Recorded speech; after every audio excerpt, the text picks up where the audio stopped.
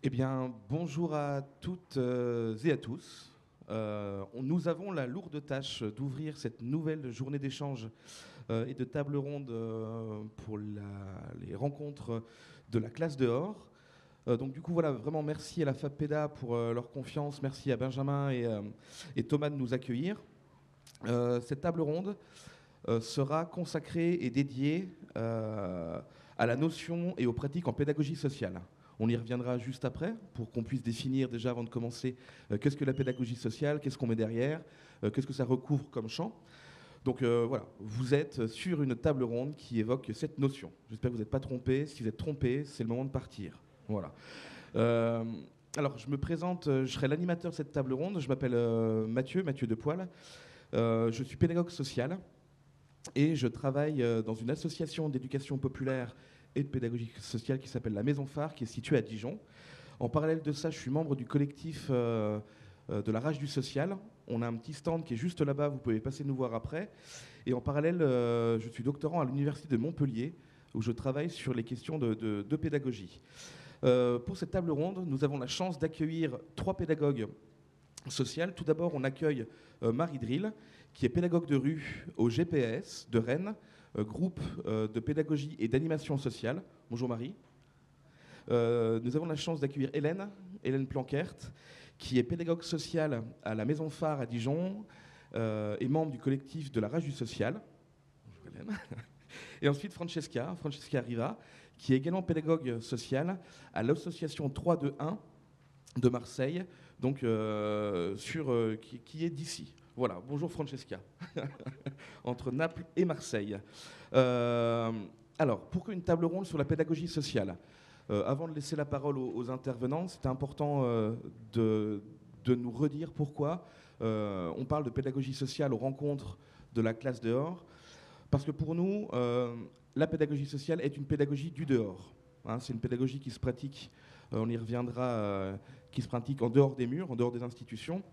Et c'est surtout une pratique pour nous qui répond à de nombreux enjeux actuels, à savoir des enjeux de crise démocratique, d'urgence écologique, de crise politique, toutes ces questions-là.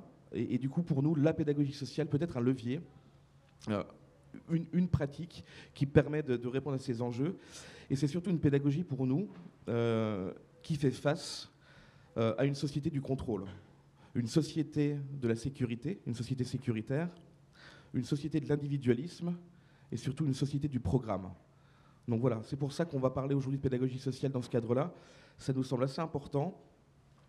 Et puis ensuite, c'est important pour nous de parler de pédagogie sociale ici, parce que c'est une réponse pour nous à la doctrine néolibérale aujourd'hui.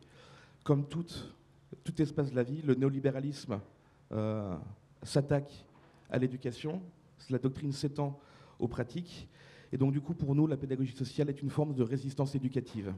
Du coup c'est pour ça que ça a vraiment du sens d'en parler ici, et c'est ce qu'on vous propose d'évoquer ce matin. Du coup on va être sur cette dimension-là, avec toujours en toile de fond bien sûr le dehors. Voilà un petit peu le cadre de cette rencontre. Moi je ne vais pas plus parler, on a du monde pour le faire. Peut-être ce qu'on vous propose de commencer la table ronde avec les intervenantes, c'est de définir, de délimiter la pédagogie sociale. Même si aujourd'hui, on en parlait hier, il n'y a pas de définition académique de la pédagogie sociale. On ne va pas chercher dans un dictionnaire pédagogie sociale une définition arrêtée académique. Les contours sont flous, les contours sont parfois nébuleux, ce qui permet de ne pas l'enfermer. On vous propose dans un premier temps de revenir sur ça. Du coup, je vais peut-être m'adresser à Marie du GPS. Pour vous, en tant que groupe de pédagogie sociale, qu'est-ce que vous mettez-vous derrière la notion de pédagogie sociale ? Déjà pour préciser, donc, en fait, nous, le groupe de pédagogie et d'animation sociale, on intervient sur des quartiers prioritaires, plutôt situés en Bretagne. Donc on a une antenne à Rennes qui intervient avec des enfants et des adolescents. Il y a la maison mère qui est à Brest, qui existe depuis les années 80. Et il y a aussi une antenne en milieu périurbain et rural qui bosse avec des adolescents. Donc après, chaque dispositif s'ancre en fonction de son territoire et a un historique qui lui est propre. Et donc on intervient. Quand tu m'as demandé hier c'est quoi pour toi les bases et les fondements de la théorie de la pédagogie sociale. Ça m'a fait cogiter en fait sur justement, elle se déploie de manière singulière dans tous les territoires qu'elle investit. Et en fait, on se rend compte qu'on a quand même en commun cet ADN du dehors, tous, de présence sociale qui est primordiale en fait, sur les quartiers et les territoires qu'on investit. En fait, il s'agit d'être connu et reconnu de tous, des habitants, des enfants et des adolescents avec qui on travaille, mais aussi des familles. Et c'est une vraie importance d'ancrer sa présence dans un quotidien. Et donc, après, elle se déploie de manière singulière. Enfin, comme vous disiez, vous avez cette manière d'intervenir à chaque endroit, chaque quartier, toutes les semaines, au même endroit. Nous, on a une présence sociale sur le quartier de Morpa où je travaille avec les enfants. On est présent midi et soir à la sortie de l'école. Et donc, ça permet d'être un intervenant, des intervenants, des visages qui sont reconnus, connus de tout le monde. Et donc, cette présence, elle s'ancre dans les actions comme ça, quotidiennes. Et après, on fait aussi des ateliers de rue. Donc ça, on a tout ça en commun. Moi, ça me permet aussi de venir ici, de voir les pratiques de chacun. Et donc, cette pratique de la rue, en fait, elle est aussi très importante d'investir l'espace public de manière positive, de se dire qu'en fait, on propose des choses, on est là, il y a une libre adhésion des gens qui viennent participer aux ateliers. Et nous, on a du matériel, on choisit une thématique. Enfin, par exemple, la cuisine de rue, on aura été faire du glanage au marché avant avec les enfants, et puis on va cuisiner une compote ou faire une salade de fruits, et puis après, on va aller toquer chez les gens pour les inviter à venir partager la salade avec nous.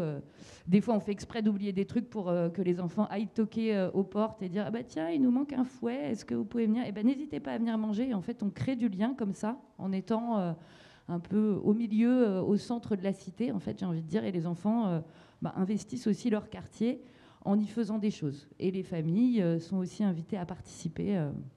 Et ça, c'est très important, je pense, ce côté présence sociale que j'ai retrouvé dans les différentes aussi interventions qu'on a fait. Enfin, j'ai été aussi passer l'après-midi chez ma collègue Francesca, et c'est vraiment aussi quelque chose qui est un lieu qui est investi avec les gens qui passent, qui viennent, qui repartent. Et ça, c'est quelque chose qui est vraiment primordial en pédagogie sociale. C'est d'investir son quartier ou son territoire. Là, je vois par exemple sur mes collègues à la campagne, c'est pas du tout les mêmes problématiques. Sur le Val-d'Ille-Aubigné, au nord de Rennes, c'est un territoire qui fait 19 communes.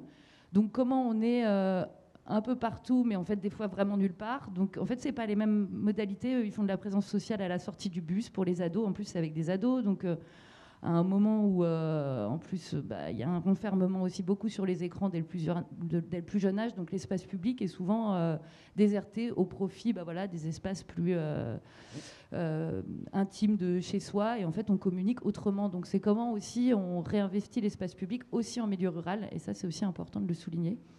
Voilà. Et nous, après, on a la particularité au GPAS de faire des activités de découverte. Et donc là, il s'agit d'aller... on a un fonctionnement en ACM, un accueil collectif de mineurs, mais hors les murs. Donc nous, on a des locaux sur le quartier, des petits bureaux qui sont juste des bureaux administratifs. Et après, on inscrit les enfants. Donc nous, à Rennes, par exemple, on a ciblé une tranche d'âge, donc les CP, les 6 ans, 6-7 ans, et les CM1, CM2 sur une dynamique plutôt de projet, avec cette idée de travailler les compétences psychosociales en fait, des enfants, en les emmenant, en faisant des constants allers-retours entre le quartier qu'on investit en proposant des choses dans l'espace public, mais aussi aller voir en dehors du quartier comment la société elle fonctionne.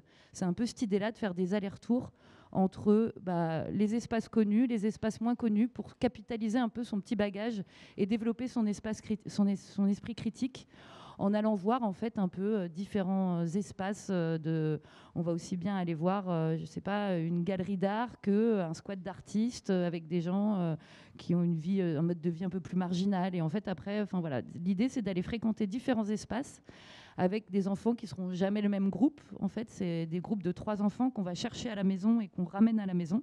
Donc il y a aussi ce lien à la famille qui est très important pour nous. On rentre dans l'intimité aussi des familles quand on rentre dans les appartements, avec tout le côté agréable qui est des fois qu'on a à manger en même temps, un petit thé. Ça, c'est très sympa aussi d'avoir ce lien qui est fort avec les familles qu'on accompagne. Et donc, ça nous permet aussi de faire des sorties en famille, parce qu'en fait, il y a un vrai levier aussi. On a tous, en fait, en ADN commun aussi une émancipation et une amélioration des conditions de vie tant que faire se peut, parce qu'on voit aussi que c'est une urgence. Enfin, en fait, les conditions de vie, ça va pas tellement mieux sur les quartiers. Il y a même une paupérisation des familles qui est croissante, quoi. Et donc, le levier aussi de pouvoir faire des sorties avec les familles, ça permet, parce qu'en fait, les enfants, on sait ce qu'on vit avec eux, mais après, comment aussi c'est transmis après aux parents de faire des activités avec les familles, ça permet aussi d'aller fréquenter des nouveaux espaces et de vivre des choses aussi ensemble importantes. J'ai l'impression de parler beaucoup, je ne sais pas si c'est... On va passer la parole à Francesca. Alors, peut-être, voilà, pour la pédagogie sociale, une pédagogie de l'espace public, une pédagogie du hors les murs, hein, une pédagogie d'exploration, explorer le milieu, explorer les environs de l'école, du centre de loisirs, une pédagogie de la découverte, et peut-être une pédagogie en dehors des institutions, dites institutions classiques. Hein. Francesca, pour 3-2-1, qu'est-ce que vous mettez, vous, derrière la pédagogie sociale ? Moi, je trouve intéressant de raconter un peu comment on est arrivé à faire de la pédagogie sociale. C'est-à-dire qu'on n'a pas du tout décidé de faire de la pédagogie sociale, donc on n'est pas du tout rentré par la pédagogie sociale à la Cité de la Castellane. En fait, déjà, c'est un projet qu'on mène quand même en pédagogie sociale depuis 2018, mais qui c'est né un peu dans l'essayage d'une expérience de rédaction d'un journal qui s'appelait La Baguette Magique, qui était né et conçu par des habitantes de la Cité, notamment des maires du quartier, qui a été un peu un outil d'expression, bien évidemment, mais aussi un outil de recherche, un peu, d'enquête, un peu, à travers lesquels on a exploré ensemble un peu le monde de l'intervention socioculturelle dans une cité comme la Cité de la Castellane. Donc à la base, on était des Italiennes, donc on arrivait un peu d'un monde, d'un univers très différent de l'univers de fonctionnement français, avec une culture de l'auto-organisation, une relation à l'espace public très différente de celle qu'on vit ici en France, et une bande d'Algériens, Comoriennes, pareil, avec toute autre approche au monde du social. Ça, je l'ai dit parce que c'est vraiment ce qui nous a un peu mené à sortir des cadres établis de l'intervention socioculturelle. Moi, je raconte chaque fois, c'était vraiment une urgence de travailler hors et aux marges des cadres préétablis pour avoir justement dans une recherche de liberté et dans une recherche d'essence de notre travail. En fait, on avait un peu l'idée de voir un peu les sociales en termes de commun, donc de sortir aussi un peu d'assumer un peu la question du social, de l'assumer tous et de la partager un peu entre toutes et tous. Et donc voilà, c'est un peu dans cette urgence qu'est née l'idée d'investir l'espace public, parce que c'était finalement les lieux où on était un peu libre. Et en plus, on était dans un quartier, bien évidemment, bien pris où la peur, elle était dominante, la peur de l'espace public. Donc, il y avait aussi un enjeu, justement, comme ils ont écrit les GPS dans un livre qui est très beau, et c'est pour ça qu'on a nommé notre atelier La joie du dehors. C'était vraiment de remplacer la peur par la joie du dehors. C'était vraiment une chose qui nous a vraiment motivés. Donc on a commencé timidement avec des petites valises à investir des courettes de quartier et voir qu'est-ce qui s'est passé. Donc finalement, c'est comme ça qu'on a commencé dans les temps à créer cette permanence dans l'espace public, une permanence qui aujourd'hui implique quand même des centaines de personnes de tout âge. C'est une permanence qui actuellement s'est faite dans un parc municipal de la Cité. Donc on a la chance quand même d'être dans un lieu qui est un parc avec toutes les possibilités qui nous offrent un lieu comme un endroit quand même où on peut être proche de la nature aussi, et on a l'impression un peu d'être un peu ailleurs, mais qui est entouré des bars, d'immeubles, etc. Donc Voilà. Et notre permanence buissonnière, ça s'est fait pareil. Une fois par semaine, on est tout le temps dans ces parcs. Donc, comme elle disait Marie, il y a quand même cette constance de la présence qui fait qu'on est repéré par les familles, par les enfants, par tout le monde finalement. Et par l'accueil inconditionnel. Donc, c'est-à-dire que n'importe qui peut participer à donner âme à ces lieux et à cette permanence. Il y a des rituels, parce que ça aussi, on l'a pas nommé, mais c'est ce qui fait vraiment un peu les cadres. Justement, chaque fois, ils disent, il n'y a pas de cadres. Non, les cadres, ça s'est construit, ça s'est façonne, ça s'est façonne ensemble. Et souvent, c'est les rituels qui façonnent justement ces cadres aussi de la présence. Donc, on arrive, il y a l'installation qui souvent s'est fait de manière coopérative. Donc, les enfants qui viennent nous aident à débarquer notre matériel. Matériel qui est très bric-à-brac. Et pareil, souvent, il y a plus de manques que des choses qu'on apporte. Mais ce qui est intéressant, parce que les protagonistes de ce qu'on fait, au niveau aussi des matériels, c'est l'existant. Donc, on fait les choses à partir de l'existant. Donc, ça peut être, justement, comme on est dans un parc, ça peut être la terre, les vents, la poubelle, mais aussi les gens. Donc, en fait, c'est ça aussi qui fait, en fait, chaque fois, il y a quand même une alchimie qui s'est créée qui fait l'atelier. Après, parmi les rituels, donc, il y a l'installation du matériel, donc de la permanence buissonnière. Il y a aussi les moments de goûter, qui est très important aussi, parce que ça crée de la rencontre, ça crée de la convivialité.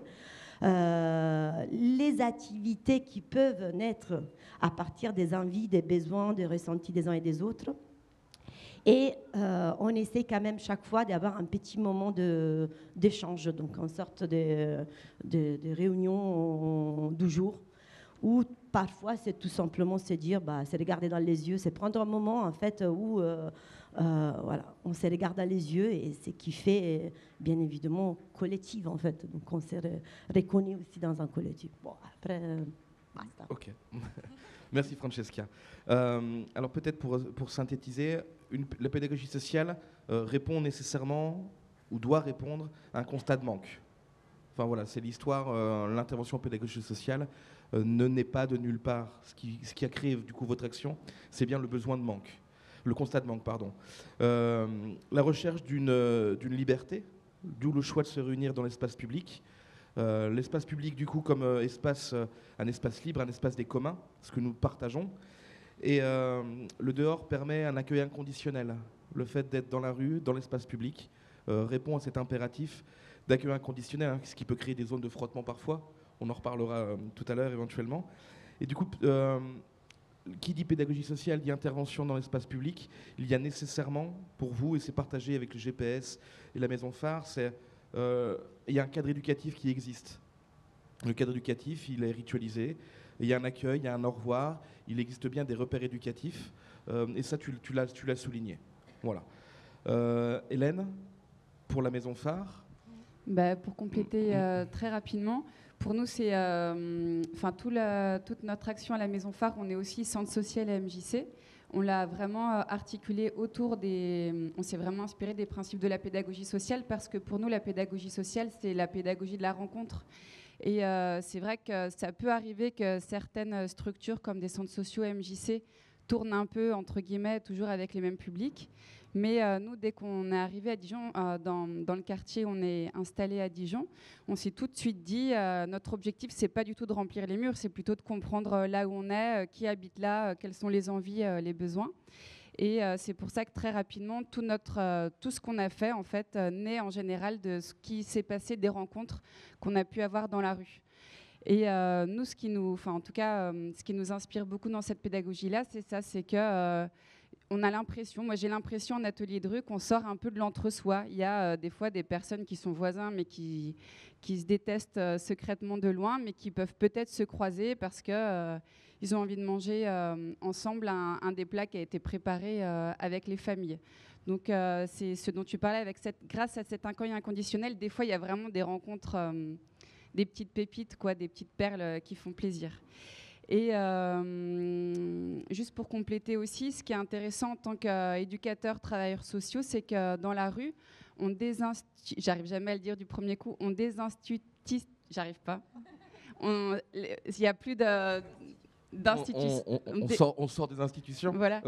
Mais en gros, quand je suis dans la rue, je suis pas Hélène, la coordinatrice pôle vie sociale, machin. Je suis Hélène, qui travaille à la maison phare, oui, mais dans la façon de rencontrer les parents, les enfants, etc. Je suis d'abord, on passe d'abord par la pratique, par l'activité. Donc le lien se crée déjà. Et ensuite, s'il y a éventuellement des besoins ou des problématiques à traiter, on a déjà un lien qui est créé. On n'a pas une entrée problème. Et du coup, c'est ça qu'on trouve hyper intéressant dans le cadre du travail social. Merci. Atelier de rue, point de départ de la rencontre, le rapport à l'institution qui est quand même hyper important. Travailler en dehors de l'institution, sommes-nous quand même l'institution ? L'institution instituée, c'est ce qui fait tenir. Comment on peut intervenir sans représenter notre institution, nos postures, le dominant-dominé, voilà, ces questions-là traversent la réflexion autour de la pédagogie sociale. Peut-être de manière... on peut maintenant basculer sur la question de l'enfance en pédagogie sociale. Du coup, peut-être, Francesca, pour vous, à 3-2-1 Association, quelle place a l'enfant au sein de vos ateliers de rue ? Ou de vos ateliers de rue ou au sein de votre association, hein. Ouais. Peut-être que les premiers mots qui me sortent, c'est quand même l'enfant, il est quand même au centre de ses actions, de ses réflexions, de ses choix. Et ça, c'est quelque chose de très important pour nous. Et il est entier. C'est-à-dire que, pareil, il est pris en compte aussi et il est parmi les autres avec toutes les choses qu'il sait faire, tout ses ressentis du jour, toute son histoire, toute sa relation au contexte. Donc c'est vraiment sa prise en compte intégrale de la personne. Et en fait, nous, on les voit, là, on peut parler longtemps, mais c'est juste qu'au départ, quand on a commencé à arriver dans la rue, être là, les enfants, ils venaient demander, alors on fait quoi ? Justement, on n'a pas la réponse.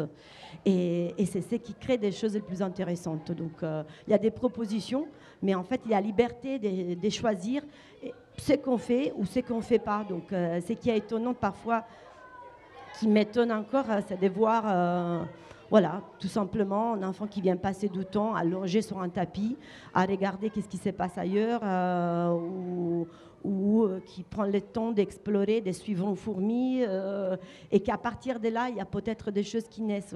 Donc voilà, il n'y a pas l'activité qui est déjà placée, c'est qui permet vraiment même de sortir parfois de l'étiquette qui nous est placée aussi par ailleurs, peut-être à la maison, à l'école, etc. Donc moi, ce qui m'étonne encore toujours, c'est de voir les enfants terribles. C'est que... quand même, et là, d'un coup, tout te tourne, tu le trouves brodé avec une mamie, des fleurs, et voilà, peut-être que dans un autre cadre, il ne se serait pas permis d'aller vers de la broderie, et surtout pas de faire de fleurs. Donc voilà, cette liberté d'explorer des choses imprévues. Voilà. Pour la Maison Phare, pour toi, Hélène, la place qu'occupe l'enfant dans un atelier de rue ou en pédagogie sociale ? Oui, je te rejoins. Et par rapport à la pédagogie traditionnelle, c'est sûr qu'on n'est pas dans une logique descendante. On n'est pas là pour leur remplir, entre guillemets, leur apporter des savoirs. C'est plutôt, toi, là, qu'est-ce qui t'intéresse, dans quel rythme tu es. Et ensuite, à nous d'essayer de voir comment accompagner ça. La place de l'enfant, ce qui est intéressant aussi, c'est qu'elle bouscule la place de l'adulte. Parfois, on ne sait pas comment se positionner, on ne sait pas si on est utile ou pas. Du coup, voilà, c'est tout un exercice aussi, mais qui est hyper intéressant, et y compris pour les parents des enfants, dans le sens où, en atelier de rue, ça arrive qu'un enfant explique à un adulte comment utiliser la machine à coudre. Du coup, c'est intéressant aussi pour l'enfant de se sentir entre grands, je ne sais pas comment expliquer. Et du coup, voilà, c'est pas comme en pédagogie traditionnelle, ce système descendant, mais c'est plutôt plein d'espèces de diagonales vivantes où, voilà, des fois, un plus jeune apprend à un enfant qui a 2 ans de plus que lui quelque chose. Enfin, voilà. Et juste par rapport à la place de l'enfant, moi, ce que je trouve toujours intéressant à reavoir en tête aussi, c'est qu'il y a plein d'individualités, mais on est dans un collectif. Et du coup, nous, en tant qu'animateurs, pédagogues, on est présent effectivement pour chaque enfant, mais on peut vite être capté par juste un enfant. Et si plein d'enfants ont plein d'envies différentes, comment on construit ensemble ce commun et ce groupe pour pas tomber, comme tu le disais au départ, Mathieu, dans des logiques plutôt libérales, je fais ce que je veux quand je veux, mais comment, à partir de nous tous et nous toutes, comment on avance et on construit un temps intéressant pour tout le monde, quoi. Pour toi, c'est une tension, ça ? Du libéral au libertaire, par exemple. Enfin, voilà, comment... si tu peux un peu créer ça. Ouais. Pour moi, on peut créer ça si on ne réfléchit pas par exemple, si on ne réfléchit pas à l'organisation de l'espace, de l'atelier, du matériel. Si on pose juste un pot de pinceau et de peinture sur la table, très vite, oui, on peut voir des enfants qui peuvent se battre pour accéder à du matériel ou qui font un petit truc et puis qui partent sans laver le pinceau. Donc, tout, oui, s'anticipe. C'est ça qui est compliqué et c'est ça qui est passionnant en pédagogie sociale, c'est qu'on ne sait pas ce qui va arriver, mais on doit essayer d'organiser, de prévoir voilà, d'éventuelles suites. Du coup, voilà, comment poser du cadre alors qu'on est dans de l'accueil inconditionnel, donc c'est-à-dire qu'un enfant peut arriver à 16h, l'autre à 16h30, l'autre à 17h. Comment on fait ensemble pour poser un cadre, par exemple, sur la gestion du matériel, tout en accueillant tout le temps tout le monde. Donc ouais, pour moi, il y a plein de points de tension, dans cette pédagogie. Ouais. Ok. Marie, pour vous, pour toi, GPS, la place qu'occupe l'enfant ou...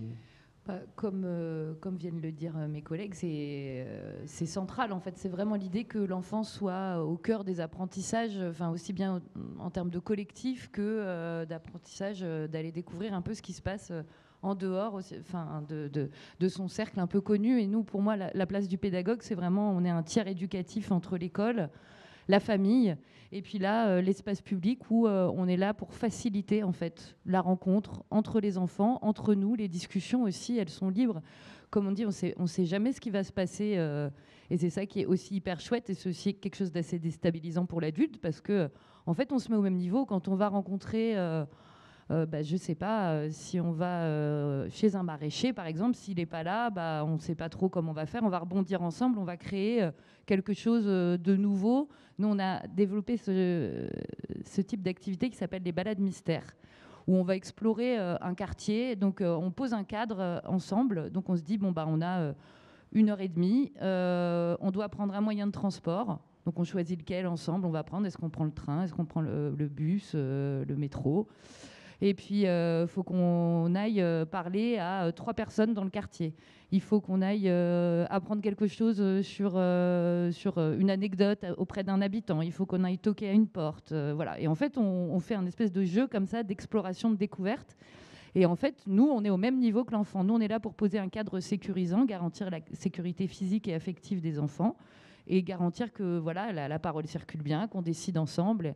Et en fait, on se met vraiment au même niveau, et je pense que c'est hyper important en termes d'éducation de se dire que voilà, on avance ensemble, que des fois on ne sait pas, que l'enfant il peut aller chercher, sinon on n'a pas la réponse, c'est hyper important. Enfin, je crois que là, il y a pas mal d'instits aussi qui sont là, et le fait d'avoir la réponse quand on est l'adulte, et en fait, on peut la chercher ensemble, et c'est hyper important aussi de mettre qu'en fait, c'est une responsabilité collective d'aller chercher des réponses, que l'adulte ne sait pas tout et qu'on peut se tromper, voilà, et que l'adulte, comme tu dis, peut montrer des choses. C'est vraiment le cœur de l'éducation populaire aussi, d'apprendre de tout le monde, et c'est voilà, quelque chose de vraiment important à mettre en avant auprès de l'enfant, en fait. Et que ça peut s'organiser aussi dans d'autres espaces. Là, nous, on a des fonctionnements qui sont assez particuliers avec des ateliers de rue, mais en fait, on est aussi, nous, formateurs BAFA. Et donc, le GPS Bretagne fait des formations BAFA, et c'est comment, en animation, on va dire, plus classique, on peut aussi s'inspirer de la pédagogie sociale pour se dire... on ne met pas de programme parce que c'est un peu enfermant, parce qu'on se dit qu'on ne peut pas rebondir. On sort des murs. Il il y a vraiment des choses qui peuvent être bousculées sans que ça soit des choses très... Enfin voilà, nous, on n'a pas besoin forcément de beaucoup de matériel. Si c'est centré autour de la rencontre et du vivre ensemble quelque chose de nouveau, en fait, ça ne demande pas spécialement de moyens, hors ce humain, quoi. La question des programmes. Le programme est enfermant. Le programme, comment vous positionnez-vous vraiment sur cette question de programmation? Est-ce que ça renvoie à de l'institution? Est-ce que c'est les parents, comment réagissent? Comment ça se passe? C'est pareil, en fait, nous, on n'est pas un mode de garde, donc c'est quelque chose qui est assez primordial aussi à comprendre. Et donc, quand on inscrit les enfants auprès des parents, en fait, c'est sur de la libre adhésion, quand c'est des activités qui sont programmées, et donc avec un petit groupe de 3 enfants qu'on va chercher à la maison et qu'on ramène à la maison. Il y a donc cet engagement financier qui est minime, c'est vraiment un coût symbolique d'1 euro. Si les familles n'ont pas, c'est pas grave. Enfin, c'est vraiment pas du tout une condition pour participer, mais c'est pour donner un peu de la valeur au travail et à l'activité qu'on va faire ensemble. Mais du coup aussi sur cette notion d'engagement, donc on va être force de proposition auprès des enfants, des activités pour aller découvrir un peu des nouveaux univers. Et après, on leur demande de s'engager à venir. S'ils ont dit oui, le lendemain, ils nous plantent pas, entre guillemets, sinon il faut qu'on aille chercher un autre enfant. Mais sur cette notion de programme, au début, on a un peu bougé parce qu'on avait ce lien qui était très fort avec l'école. Historiquement, nous, c'est un instituteur fresnais qui a pris contact avec l'association à Brest. Et donc, il voulait développer un dispositif sur son quartier parce qu'il remarquait que les enfants, eux, n'étaient pas dans l'espace public et c'était dans des enfants d'appartement. C'était un phénomène d'enfants d'appartement et l'espace public était un peu déserté. Donc ça, c'était dans les années 90. Et donc, l'idée, c'était d'aller sortir un peu des murs de l'école, du quartier et de montrer ce qui se passait ailleurs. Et donc, l'histoire de l'asso à Rennes, à Maurepas, en fait, elle s'est construite très en lien avec l'école. Et donc, on allait proposer aux enfants, dans les classes qu'on avait ciblées, qu'est-ce qu'on allait faire comme activité dans la semaine. Et donc, c'était les enfants qui levaient la main sur moi, j'ai envie d'aller rencontrer un boulanger. Hein. Et puis, on a fait bouger ça aussi parce qu'on s'est rendu compte que c'était enfermant. Que en fait, en plus, s'il y a l'enfant qui lève la main en classe, s'il n'y a pas son pote qui vient, il va avoir moins envie de venir. Donc ça nous enfermait plus, alors que là maintenant on va être en proposition directe à la sortie de l'école pour proposer les activités, et ça change la dynamique vraiment. Puis nous, ça nous permet de rebondir, de ne pas avoir non plus de nous enfermer dans un planning, même si on prévoit un peu ce qu'on va faire en termes d'activités de découverte, parce que c'est aussi prendre des contacts. Si on va rencontrer quelqu'un qui a un métier, si on est bénévole sur un festival, ça permet aussi on a quand même des temps qui sont fléchés sur la semaine, mais c'est pas présenté et on ne s'inscrit pas. C'est nous qui allons proposer aux enfants parce qu'on a aussi une connaissance assez fine des dynamiques de chacun. On sait que si on met nitro et glycéro ensemble, on va avoir une activité bien dynamique, et en fait on préfère des fois les mettre casser un peu. Quand on parlait d'étiquette des enfants tout à l'heure, nous, on se rend compte que le petit caïd à l'école, en fait, quand il est dans un autre cadre et qu'on bouscule un peu l'étiquette qu'il a et qu'il n'est pas avec ses copains, et qu'en fait, on est dans un autre lieu, on sort du quartier. Donc, il y a aussi toute cette posture qui change aussi chez les enfants, qu'on vient bousculer un peu parce que, en fait, c'est quelque chose de nouveau, des nouvelles qui vont changer à chaque fois. Ça ne sera jamais le même groupe, qui ira jamais au même endroit. Et voilà. Je pense que c'est assez central en pédagogie sociale. Ce qui vient d'être évoqué, c'est l'atelier de rue ou l'espace public comme tiers espace éducatif. Tu as présenté tout à l'heure les pédagogues de rue, les pédagogues sociaux comme des tiers éducatifs. Et je pense que c'est en pédagogie sociale, c'est ça qui permet de vivre ça. C'est le fait d'être dans l'espace public, permet d'être positionné comme des tiers. Et ça, je pense que c'est assez central dans cette pédagogie-là. Et puis tu parlais tout à l'heure de l'Institut Fresnais, qui est à l'origine de la création du GPS, un des précurseurs de la pédagogie sociale telle qu'on la pratique aujourd'hui. Et le couple Fresnais, Élise et Célestin Fresnais, sont aux sources de la pédagogie sociale avec d'autres pédagogues. Elena Radlinska, par exemple, Paolo Freire, ou encore Janusz Korczak, pour les personnes qui s'intéressent à l'histoire de la pédagogie sociale. Ce sont un peu les figures. Voilà. Aujourd'hui, il y a l'ICEM. L'ICEM reconnaît un courant de la pédagogie sociale, par exemple. Du coup, c'est quelque chose qui a une histoire, une historicité, qu'on retrouve des traces C'est pas quelque chose de moderne, en fait. Non, c'est quelque chose de moderne, mais c'est pas quelque chose d'innovant. Voilà. Peut-être, toujours sur le sujet, on en a parlé un petit peu, mais c'est inhérent également à la pédagogie sociale, la place du risque. Voilà, hein, on intervient dans l'espace public, sans cadre institutionnel, sans rapport. Voilà. La question du risque, ce qu'on nous emmène. Hélène, la place du risque, parce on nous renvoie souvent à ça. Oui, mais si l'enfant a un accident, c'est qui le responsable à l'américaine? Le directeur, non, je rigole. Le président. La prise de risque, elle est nécessaire. Enfin, comment dire, c'est inhérent à la pratique de rue, parce qu'on ne maîtrise pas tout, on n'est pas entre des murs, etc. Il faut forcément cette part d'incertitude pour laisser la place à l'expérimentation. Et vu que là, les apprentissages passent par l'expérimentation, elle est vraiment nécessaire. Et du coup, nous, notre métier, c'est c'est pas parce qu'on prend des risques qu'on est en danger. Donc, par exemple, quand on fait des ateliers de bricolage avec des scies et des marteaux, etc., on fait passer un petit permis pour s'assurer que on s'en sert bien. Donc, voilà, la prise de risque, effectivement, est nécessaire. Et effectivement, à nous, quand on parlait aussi du cadre qu'on peut poser, du cadre éducatif, affectif, etc., qu'on pose, le mot sécurité, ça vient du latin securitas, absence de soucis. Donc nous, on est garant qu'effectivement, voilà, l'espace où on est, on se sent en sécurité. Donc par notre présence, mais par aussi le fait qu'on sait que le scooter, il ne va pas passer juste là, mais parce que nous, on s'est installé un peu plus en décalage par rapport aux éventuels passages. Voilà, par rapport à la prise de risque. Mais juste, c'est vrai que c'est perturbant. Hein. Dernièrement, il n'y a pas longtemps, justement, maman qui ne connaissait pas les ateliers, est arrivée à trouver son enfant. C'est un moment particulièrement chaud. Elle est arrivée, elle va, mais c'est qui le responsable ici? Et en fait, on lui a juste dit, on lui a expliqué, on a pris le temps de lui expliquer les cadres. Et c'est comme s'il y a eu un renversement, justement, comme si, pareil, les mercredis d'après, en fait, elle a assumé une partie des responsabilités. Et ça, pour nous, c'est très précieux, en fait. C'est-à-dire que vraiment, dans cette recherche de prendre en charge de manière commune un peu cette affaire sociale, cette sécurité, c'est une réussite, tu vois. C'est des choses qui nous font plaisir aussi.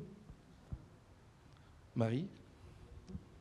Oui, nous, c'est vrai qu'en fait, sur ces ateliers de rue, la particularité, c'est qu'on ne sait jamais combien il va y avoir de personnes. Donc, c'est un peu qui tout double. Donc, nous, on s'assure d'être minimum 2.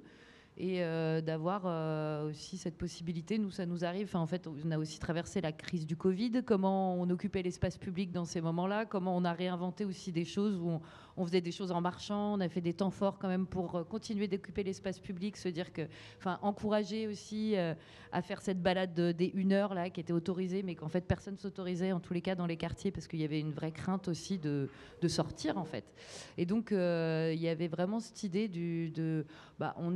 on est en bas, il se passe ça, tu viens si tu veux, tu pars, mais en fait on se rend compte aussi que il y a toujours les petits frères et sœurs qui viennent et qui ont pour le coup 2-3 ans, qui sont sous la responsabilité de leurs frères et sœurs qui a 7, 8, 9 ans, et en fait qu'il faut qu'on compose avec tout ça, que des fois on assume qu'on est un petit peu débordé, mais parce qu'en fait, là, c'est aussi ce qui nous a frappé et qu'on a été hyper agréablement surpris. Et là, quand on est venu vous voir, c'est qu'il y avait tout un petit collectif de mamies qui étaient là, une espèce de présence bienveillante, qui sont là-bas là, d'ailleurs. Et c'était trop chouette aussi de voir ça, en fait, de voir que en fait, c'était vraiment un lieu qui était habité, quoi. Dans toute sa belle manière de le stipuler, quoi. Et du coup, c'était vraiment chouette. Nous, on se rend compte que des fois, il y a un peu que les enfants. Les parents, ils nous donnent leur confiance. En fait, ils savent qu'on est là. Les enfants ont juste à dire « Ah, il y a le GP qui est en bas. On va faire de la cuisine ou on va bricoler. » On s'est rendu compte, on a investi à un moment donné une friche qui nous avait été mise à disposition par la mairie. Et en fait, il était question, on avait un peu enquêté sur les histoires de terrain d'aventure. Et en fait, là, il y a toute cette gestion des outils. Et là, comment on fait avec ça? Et en fait, on s'est rendu compte que c'était un espace qu'on a juste investi et qui ne s'est pas plus tourné que ça vers le bricolage. Pas par peur du risque, mais parce que, on était plutôt sur du vivre ensemble dans cet espace vert, là, juste à côté. Merci beaucoup. dans ce que je pense comprendre, dans ce qui est évoqué, c'est que la rue n'est pas nécessairement un lieu à fuir, mais un lieu à habiter. Et donc du coup, en fait, dans les études qui ont été conduites, c'est qu'on voit bien que la rue, aujourd'hui, est plutôt un lieu qui a mauvaise réputation. Vous savez que toutes les expressions « je suis à la rue »,« enfant de la rue », vous voyez, la rue, elle est souvent faite, non pas pour s'arrêter d'ailleurs, elle est surtout faite pour circuler. D'où l'expression « circuler, il n'y a rien à voir ». Et donc du coup, la pédagogie sociale, elle s'inscrit, vous me direz, mais en opposition à ça. La rue, elle est faite pour s'arrêter, elle est faite pour se croiser, elle est faite pour vivre des espaces. Et du coup, rien que cette notion-là, elle dénote beaucoup avec, vous savez, que la sécurisation des quartiers, en fait, l'attente de sécurité qu'on peut avoir, la résidentialisation, par exemple, tous ces phénomènes qui poussent à ne plus être en collectif. On le voit bien, hein, par exemple, à deux, là où nous on travaille avec Hélène, si on est 2, ça va. Si on est 3, on commence à être suspect. Si on est 5, c'est potentiellement un point de deal. Si on est 10, c'est une manif. Et donc du coup, ce rapport-là, il peut vite être compliqué, alors que la pédagogie sociale crée ces tiers espaces-là de réappropriation des communs. Donc ce sont, à notre sens, des espaces de lutte éducative. Je vois l'heure qui tourne. Peut-être une dernière question, puis après on laissera la parole aux personnes qui veulent la prendre. Le lien potentiellement entre pédagogie sociale, pédagogie critique, est-ce que la pédagogie sociale est une pédagogie qui pousse à la conscientisation des rapports sociaux, par exemple, au rapport de domination? Est-ce qu'il y a un lien qui se construit entre ces deux formes d'intervention? Allez. Bon. Marie, tout à l'heure, elle racontait un peu leur pratique aussi des balades en ville.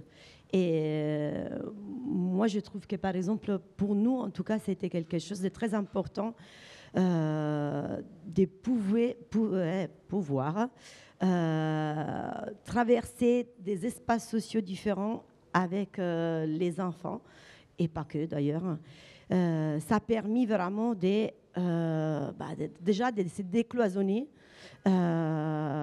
et de vraiment permettre aussi de voir en fait tous les stéréotypes réciproques qu'on a des uns et des autres, de prendre conscience des ressentis qu'on a en arrivant, en débarquant dans un quartier qui n'est pas le nôtre, où on découvre justement que les parcs sont entretenus, que quand même il y a des gens sympas, même s'ils ont des tatouages ou des chemises en cravate, ils sont tout blancs.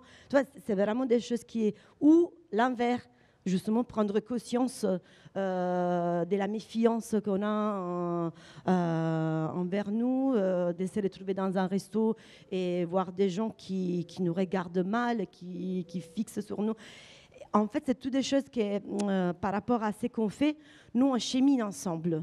Donc, on est pareil, on n'accompagne pas, on chemine ensemble et on est en proximité, donc en présence proche avec les gens qui cheminent avec nous. Donc, ça permet aussi de rencontrer des gens très différents, de voir des choses et de pouvoir par la suite analyser un peu aussi, apprendre à analyser qu'est-ce qui se passe en nous, qu'est-ce qui se passe dans la rencontre.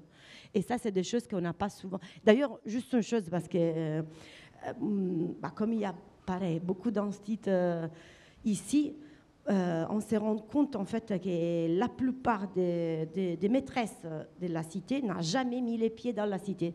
Et ça, pour nous, c'est quelque chose qui est très forte aussi. Donc, une autre chose qu'on essaye de faire par rapport justement à créer quelque chose qui met en critique, c'est pour ça que je parle de ça, c'est d'essayer d'inviter quand même les maîtresses, les gens qui interviennent avec un rôle, une casquette dans les quartiers, avec un rôle éducatif, à fréquenter, à voir en fait, à vivre les quartiers de manière différente avec nous. Parce que c'est comme ça qu'en fait ça permet la rencontre, ça permet justement de déjouer pas mal des choses et des discriminations aussi.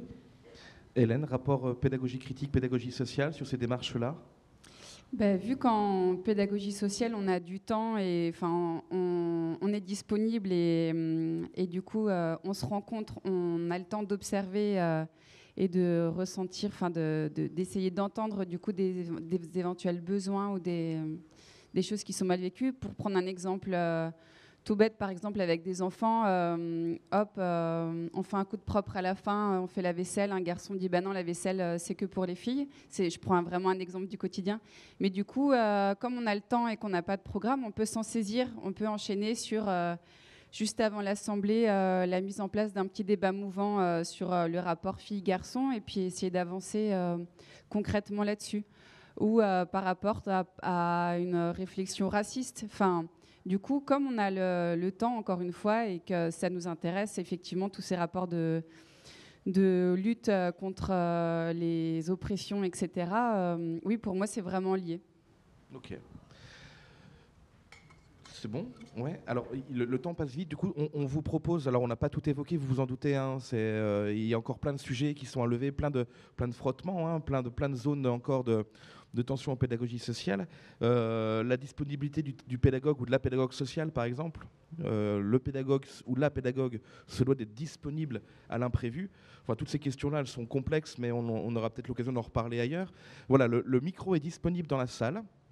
Il nous reste 10 minutes, un quart d'heure maximum d'échange. Est-ce qu'il y a éventuellement des questions ou des... Non, c'est bon, Hélène. Ouais. Merci. Bonjour. Juste peut-être l'arrêt qu'on peut se donner, c'est le prénom et votre fonction, votre statut, enfin peu importe, mais qui permet de savoir d'où est-ce que vous parlez. Bonjour. Merci. Bonjour. Je m'appelle Joël, je suis professeur des écoles. J'ai une classe CE2, CM1 en Ardèche. Déjà, merci pour ce que vous faites, c'est hyper inspirant. Vraiment, c'est trop chouette. Moi, j'avais quelques questions. De un, est-ce que vous êtes reconnu par l'État? Et si oui, est-ce que vous êtes soutenu? À quelle échelle? Par exemple, si vous voulez faire des sorties musées pour le matériel, etc., en fait, qui finance ce genre de choses? Et enfin, c'est quoi l'état de la pédagogie sociale en France pour le moment? Est-ce qu'il y a des liens entre les différentes maisons? Est-ce qu'il y a des antennes? Est-ce qu'il y a des plateformes sur lesquelles vous pouvez discuter, échanger? Enfin, comment est-ce que vous comment vous la promouvoir? Me voyez ce que je veux dire? Tout à fait. Voilà. Diffuser.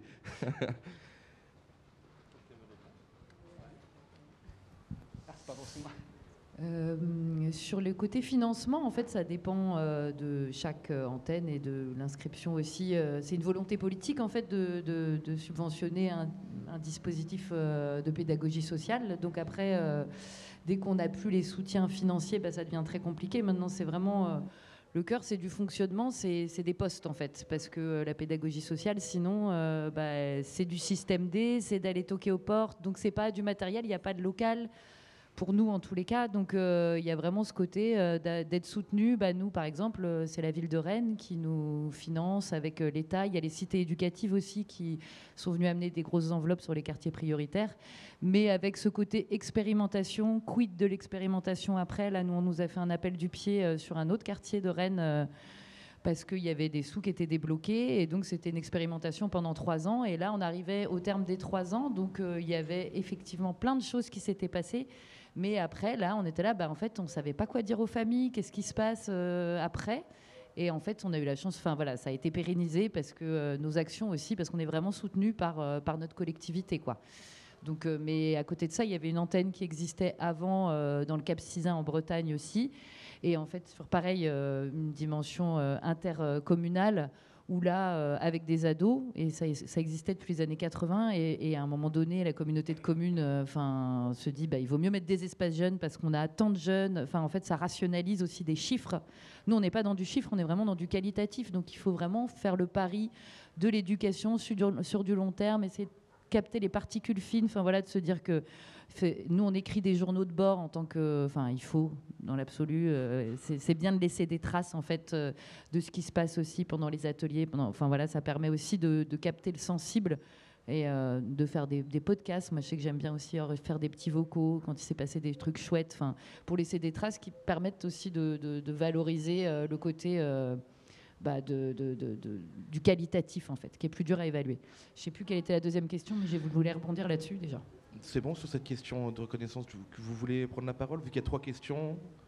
Je sais que vous, c'est pas du tout la même chose, par exemple, à Marseille, au niveau de la reconnaissance.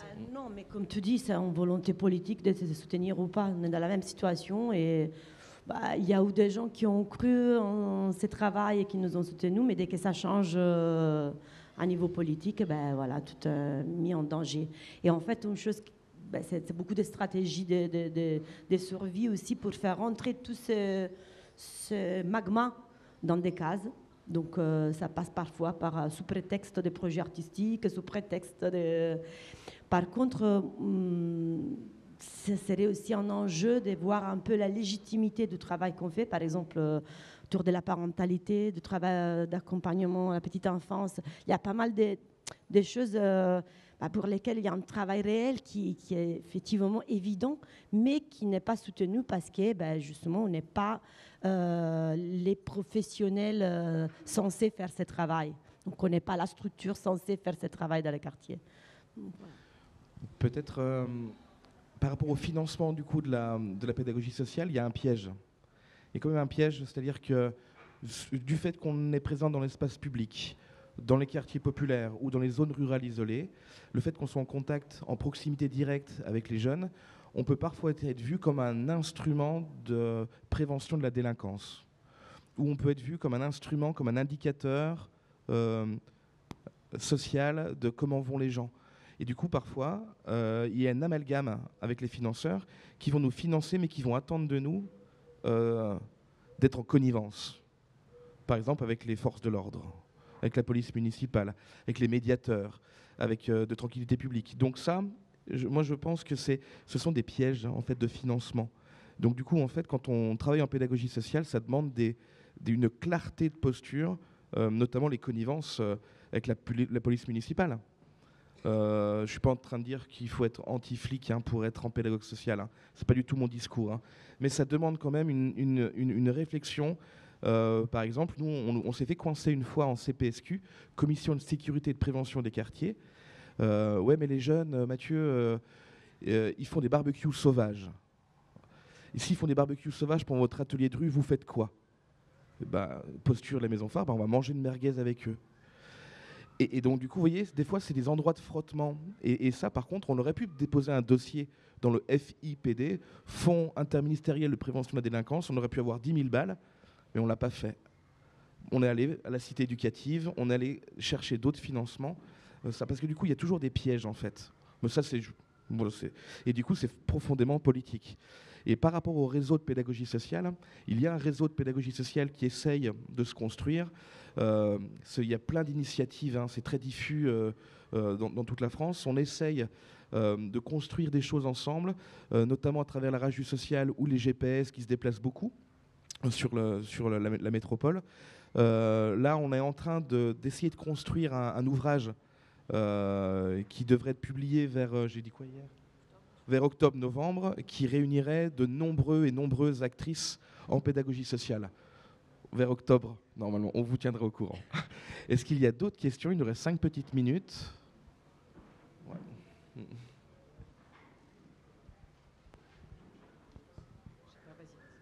Dans l'ordre alphabétique, c'est que...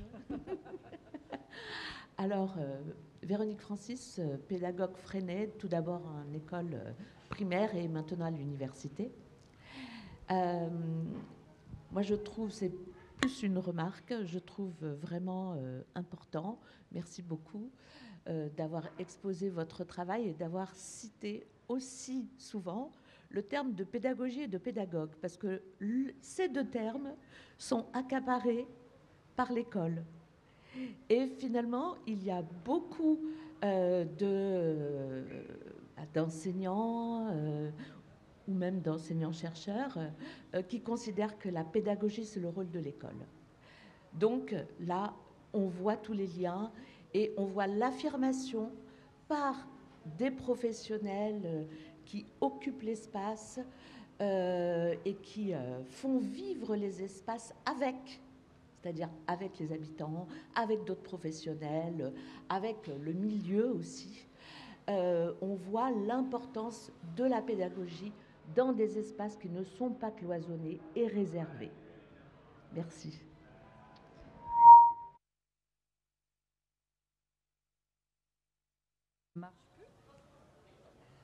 Allô? Ah si, c'est bon. Je voulais rebondir par rapport à ça parce qu'effectivement, assumer le mot pédagogue de rue, moi quand je dis c'est quoi mon travail, pédagogue de rue, ça peut sembler un peu pompeux.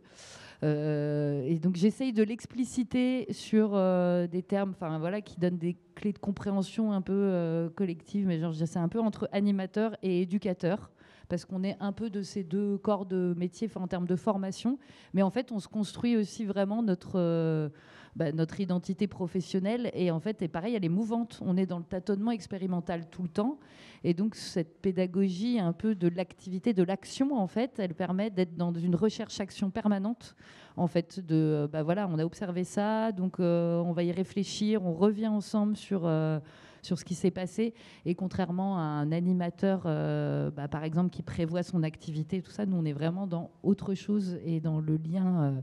Voilà, donc ça m'a fait. Je voulais rebondir par rapport à ça parce que je trouve que c'est important aussi d'assumer. Enfin, moi, j'ai mis un peu de temps à assumer ce terme de je suis pédagogue de rue.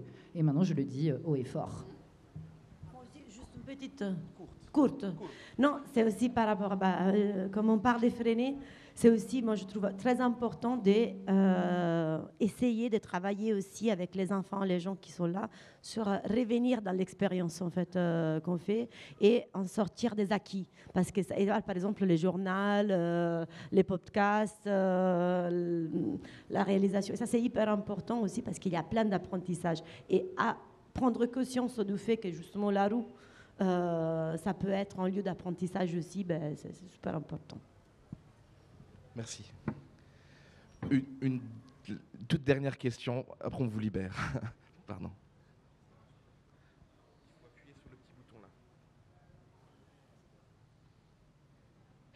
Oui, bonjour. Donc moi je suis Catherine, je suis anciennement enseignante et formatrice et je suis membre de l'ICEM Pédagogie Freinet. Du coup, je vais peut-être transformer ma question en remarque, mais je voulais insister sur la question du lien avec l'école. Tu en as parlé un petit peu, Francesca. Je trouve vraiment hyper important qu'on dépasse les défiances réciproques, on va dire, parce que et on a vraiment du chemin à faire les uns vers les autres pour mieux se connaître et mieux se reconnaître. On n'est pas les mêmes lieux, mais les deux espaces sont des espaces d'apprentissage. Et moi, je ressens beaucoup dans le milieu enseignant, alors pas trop à l'ICEM, mais on est un tout petit mouvement par rapport à l'ensemble des enseignants. Il y a quand même beaucoup de défiance, déjà rien que vis-à-vis du monde de l'animation et du périscolaire, et encore plus pour tout ce qui se passe à l'extérieur. Et je ressens aussi parfois, je ne l'ai pas senti dans ce que vous avez exposé, mais on ressent aussi parfois, parmi les personnes qui sont en dehors de l'école, une défiance vis-à-vis de ce qui peut se passer à l'intérieur, qui serait mortifère et en dehors de la vie. Nous, c'est vrai qu'en pédagogie freinée, on est totalement sur les mêmes bases que celles que vous avez exposées, mais on essaie de le faire à l'intérieur. Donc je trouve que c'est vraiment hyper important pour les enfants de voir qu'ils apprennent dedans et dehors. Et voilà, donc j'avais envie de vous demander si vous réussissez. Tu as parlé un petit peu des enseignants, effectivement. Bon, je sais très bien que dans les quartiers populaires, souvent les enseignants ne vivent pas dans le quartier. Le fait de les inviter, je trouve que c'est hyper important, et d'essayer de faire des choses avec eux. Et aussi sans doute de faire allusion avec les enfants à ce qu'ils apprennent dans l'école, ce que les enseignants font malheureusement trop peu souvent, de faire allusion avec les enfants, ce qu'ils apprennent dans la famille ou dans les structures d'éducation populaire. Mais je pense que pour moi, le métier de pédagogue, qu'il soit dedans ou dehors, c'est vraiment, entre autres, apprendre aux enfants à faire ces liens, quoi. Voilà juste ce que j'avais envie de dire. Merci. Alors c'est sûr qu'on n'aura pas le temps de poser une réponse ou d'interagir si c'est le temps, mais la question de l'alliance, je pense l'alliance pédagogue de rue, pédagogue d'école, on va dire ça comme ça, est assez centrale en pédagogie sociale et il reste des liens à creuser. On va devoir arrêter là. Encore merci à la FAPEDA. Alors pour les personnes qui veulent continuer la réflexion, la Raju Sociale a publié récemment un livre qui s'appelle « En dehors des murs, regard croisé en pédagogie sociale ». Il est disponible au stand qui est juste là-bas. Puis il y a un deuxième ouvrage, « Pédagogie sociale, les raisons d'agir ». Voilà, ce sont des ouvrages écrits par des pédagogues de rue. Donc n'hésitez pas à venir nous voir au stand là-bas. Et un sincère merci à Et la joie du dehors de Guillaume Sabin qui est disponible, je ne sais pas s'il est là, mais voilà, c'est une ressource hyper importante et intéressante. Merci à vous, merci Hélène, Francesca et Marie, et puis bonne journée à vous. Merci, au revoir.